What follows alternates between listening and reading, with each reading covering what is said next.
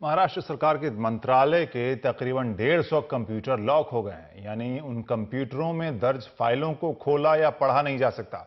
जानकारों की माने तो ये एक वायरस अटैक है जिसके जरिए कंप्यूटर की फाइल लॉक करके फिरौती वसूली जाती है और इसलिए इसका नाम लॉकी रैंसमवेयर है। महाराष्ट्र राज्य सरकार का मुख्यालय यानी कि मंत्रालय, यहां ज्यादातर सरकारी काम अब कंप्यूटर के जरिए होता है। लेकिन खबर है कि मंत्रालय के तकरीबन 150 कंप्यूटरों पर कुछ इस तरह का वर्चुअल ताला लग गया है, जिसकी वजह से पिछले 10 दिनों से 150 कंप्यूटरों की फाइलें एन्क्रिप्ट हो चुकी हैं। डाटा पढ़ा नहीं जा सक रहा है। हालांकि सरकार का कहना है कि चिंता की कोई बात नहीं। ये डाटा सेंट्रलाइज वो सेव रहता है और सर्वर में भी सेव रहता है और उसमें कोई करप्ट नहीं हुआ। साइबर क्राइम की भाषा में इसे लॉकी रैंसमवेयर अटैक कहते हैं। ये एक खतरनाक कंप्यूटर वायरस है जो कंप्यूटर को लॉक कर देता है और यूजर से उनकी फाइलों की रिकवरी के लिए पैसे की मांग करता है।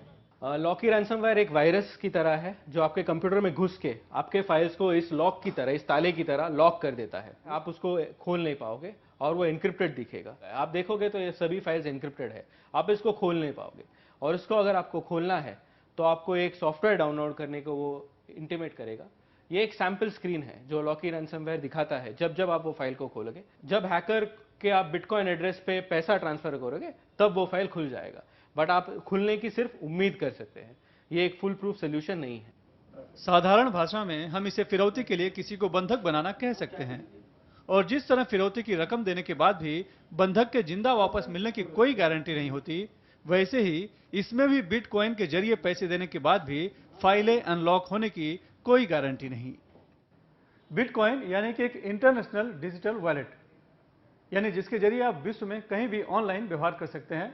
मतलब आप कुछ खरीद सकते हैं, बेच सकते हैं, यहां तक कि बैंकों से भी लेन देन कर सकते हैं। हिंदुस्तान में एक बिटकॉइन की कीमत 30 से 32 हजार रुपए है। ज्यादातर कंप्यूटर वायरसों की तरह लॉकी रैंसमवेयर भी अक्सर फर्जी ईमेल, स्पैम या फर्जी सॉफ्टवेयर अपडेट के रूप में आता है। जिसे यह मिलता है वह इसके लिंक या अटैचमेंट पर क्लिक करता है तो वायरस यूजर की फाइलों को एन्क्रिप्ट करना शुरू कर देता है। मुंबई से सुनील सिंह, एनडीटीवी इंडिया के लिए।